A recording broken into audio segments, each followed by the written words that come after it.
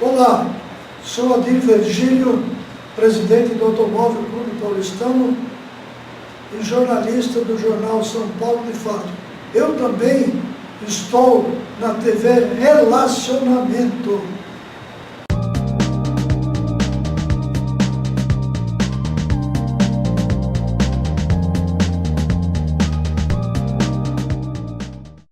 Olá, internautas, iniciamos mais um programa Gestão Executiva e hoje nós temos aí a honra e o privilégio de ter essa grande profissional, muito admirada e respeitada, Ana Maria Monteiro.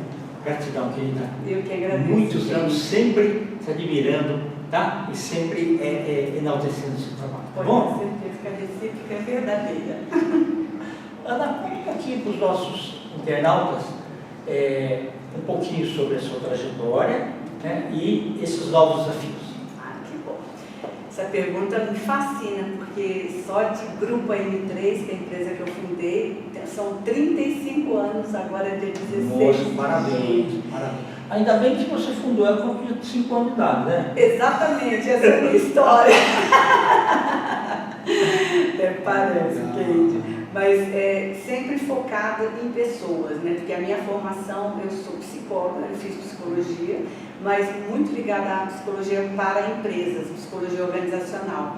E eu precisava descobrir um nicho que necessitava muito de treinamento. O nosso foco inicial era muito treinamento e desenvolvimento de pessoas.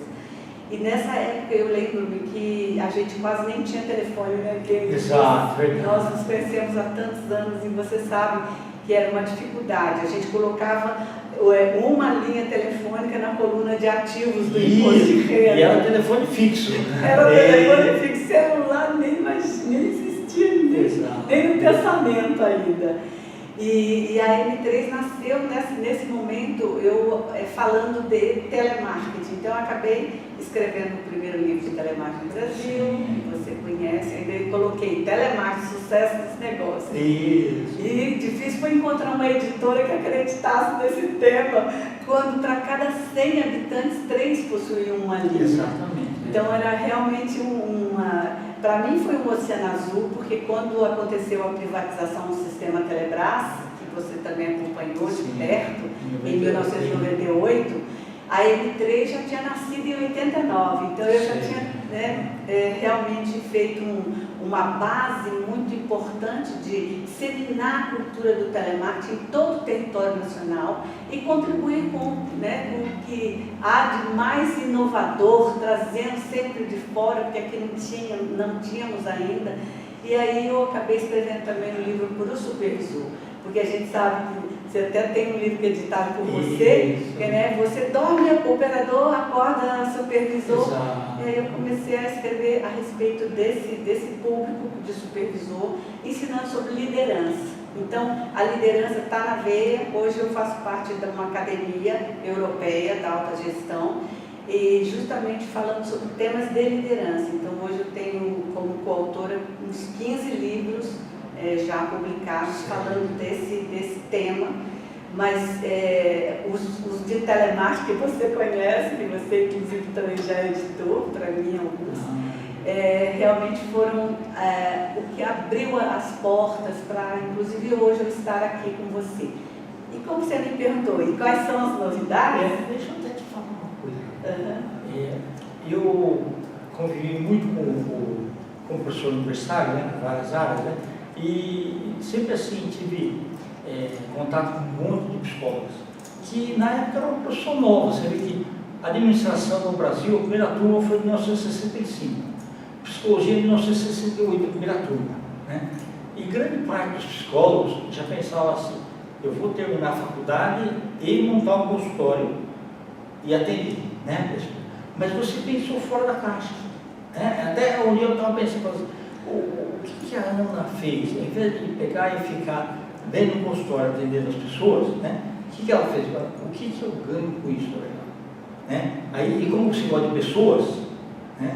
Você uniu o útil ao agradável e foi assim, você sacou muito rápido que é o seguinte: a liderança faz toda a diferença, né? O sucesso de uma empresa, né? O gestor, né? ele tem que estar capacitado. Sim, com toda certeza. Você lembrou um fato muito interessante. Quando eu entrei na faculdade, na psicologia, eram várias turmas, então nós fomos colocados, todos os alunos, para conhecermos o corpo docente.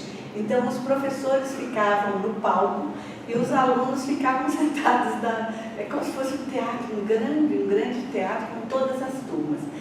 E um dos professores, né, desse time do corpo docente, perguntou para a plateia: levanta a mão quem vai fazer clínica. Certo. Mas foi assim, quente, assim, todo mundo levantou a mão.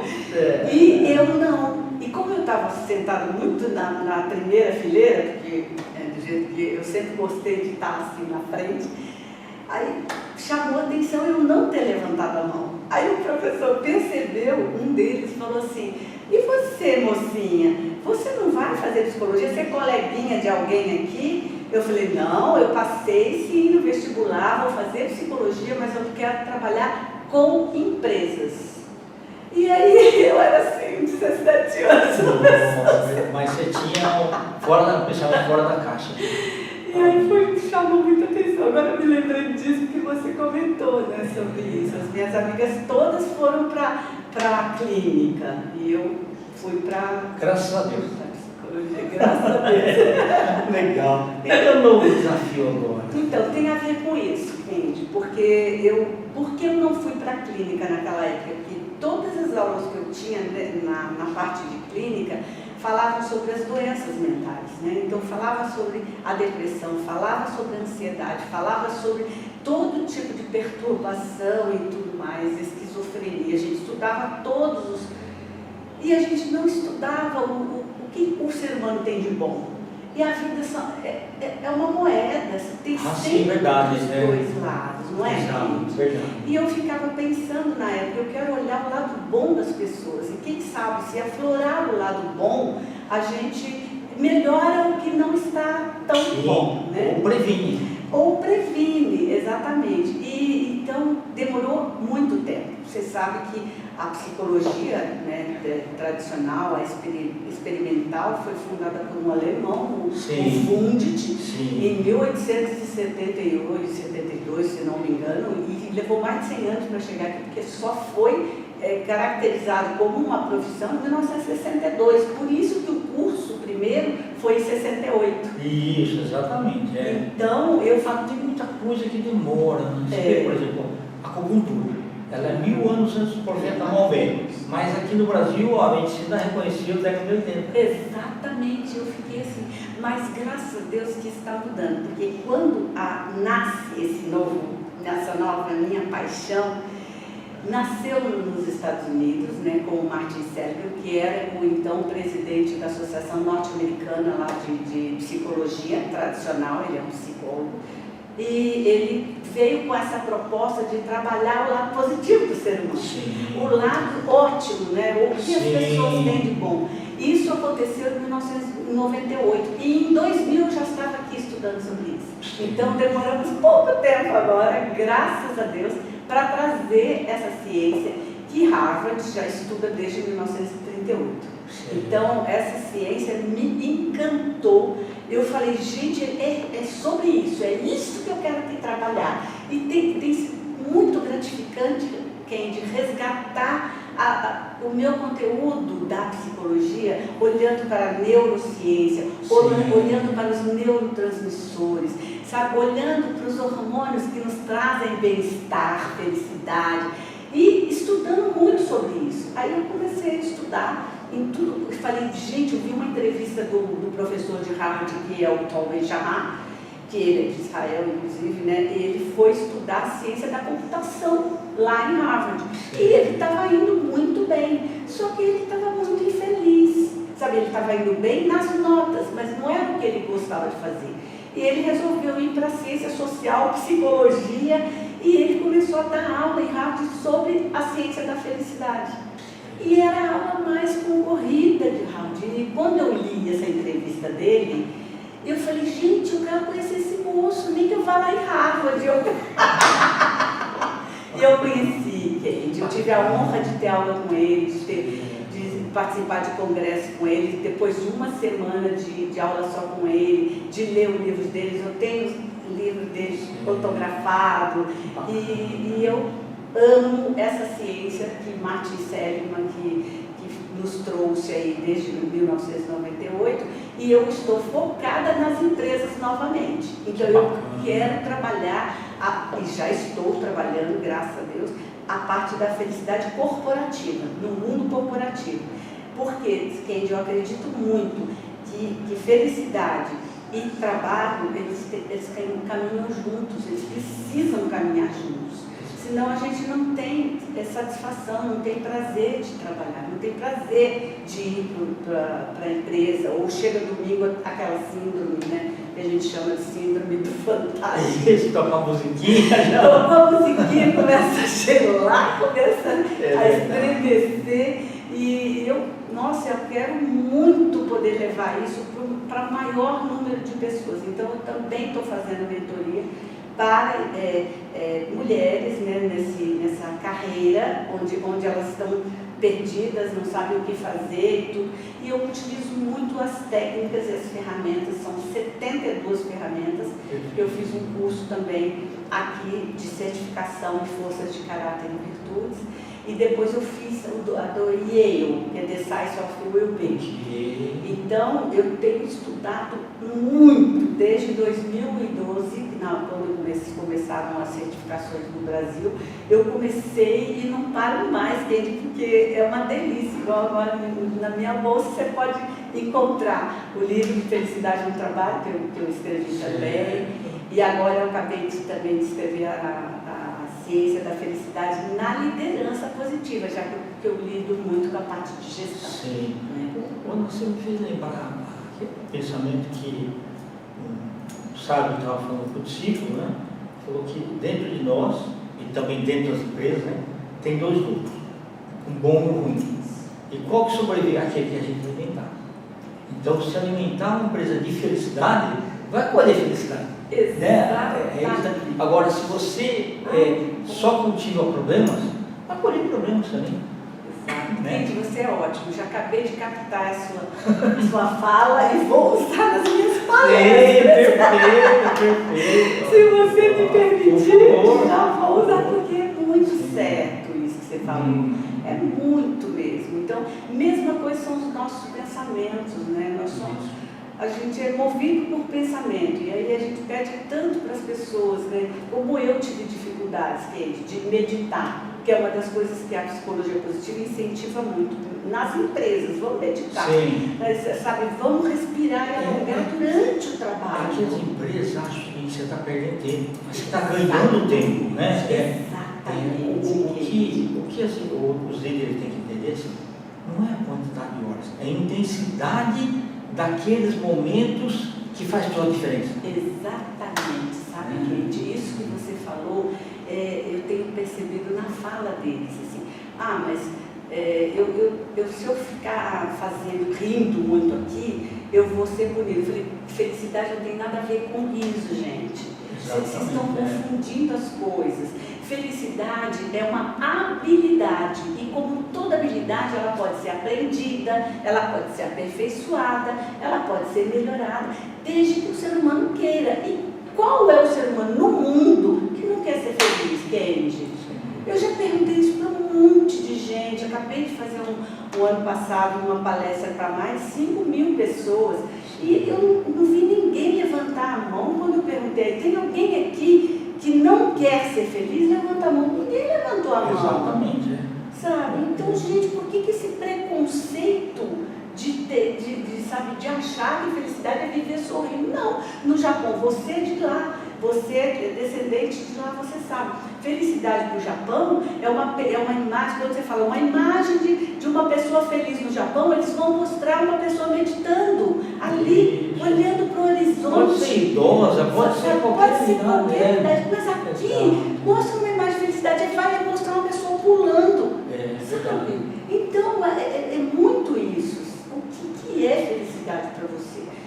Realmente é você estar num lugar onde você pode, como líder, já que o nosso tema aqui é a liderança também, como líder, conhecer o seu time. Porque, gente, você sabe que eu estou te falando quantas vezes você está fazendo um trabalho de mentoria com os líderes numa organização e eles não sabem identificar quem são os seus liderados, as pessoas que trabalham juntos. Sim, e principalmente potencializar os talentos deles. Isso. Naquilo que poderia melhorar as ações da empresa. Exatamente, mas agora com essa psicologia positiva, sim, eu estou conseguindo ajudar, Kendi, porque a gente consegue mostrar para eles quem são essas pessoas que trabalham com ele, quem que é esse time que ele tem e quais são as 24 forças desse time e com uma grande possibilidade de saber que existe complementaridades dentro do time dele. É, porque o quebra-cabeças tem que ser formado pelas ideias boas. Exatamente, e não adianta eu colocar um monte de planilhas para uma pessoa que não é de planilhas. Sim, não adianta. Exatamente. Mas ela também não é de falar em público, mas a colega é de falar em público. Então, põe essa colega para falar em público e deixa esse para fazer planilhas. E hoje nas empresas está tudo isso muito misturado, porque as pessoas não conseguem identificar quais são as principais forças do seu time. Quem é quem ali dentro daquela multidão? E não estou falando de um time pequeno, pode ser um time de 1000 pessoas. Exatamente. Time, sabe? Não importa o número, Kendi. É possível saber quais são as minhas 24 forças, quais são as 5 principais forças que eu tenho e que me fazem produzir melhor, me faz ser mais feliz no meu trabalho. Exato. E assim adotar as estratégias necessárias. Isso, exatamente. A gente faz o job crafting, a gente vai trabalhar as pessoas dentro do seu, a sua forma e o seu prazer, porque alguém pode dizer para você, mas isso é impossível, ele tem que fazer o que tiver que ser feito perfeito, ele tem que fazer o que tiver que ser feito, mas quando existe uma oportunidade de fazer algo que ele tem a força até a número 5, gente, ou a número 7, né, que autores falam de 5 a 7, de 5 a 7 são as forças mais altas que o ser humano tem dentro dele. Se ele pode fazer algo que tem a ver com isso, maravilha. E você já passou por tantas coisas e você tem humor, você sempre conta, você sempre faz a gente rir, você sempre memora. Então você está sempre se reinventando. Isso é uma força que você tem. E eu tenho certeza que você tem ela na assinatura. Eu tenho humor na assinatura também. Por isso que a gente se dá bem. Maravilha. Olha, nós estamos nos Santos Finais, quero que você volte outras vezes, tá? Sim, você pode dar seus contatos, nós vamos escrever aqui também, por favor? Claro. As redes sociais todas, né? O Instagram, LinkedIn e Facebook é @grupo AM3, o número 3, @grupo AM3 e também o site, o nosso site é grupoam3.com.br. E nosso contato lá, se quiser falar, é contato@grupoam3.com.br. Muito obrigada. Gratidão, viu? Gratidão. Muito bom te rever. Nossa, tá? E saber que você sempre está galgando muito, assim, novas perspectivas, novo olhar e agora em direção mais à felicidade. Parabéns. Muito obrigada, Kendi. Obrigada pela oportunidade. Parabéns pelo seu trabalho. Eu sou assim apaixonada, acompanho muito. E você está de parabéns. Obrigado. Muito obrigada. Internautas, os agradecimentos então a essa fantástica profissional, Ana Maria Monteiro, do Grupo AM3. Nós finalizamos mais uma Gestão Executiva. Um grande abraço e até a próxima.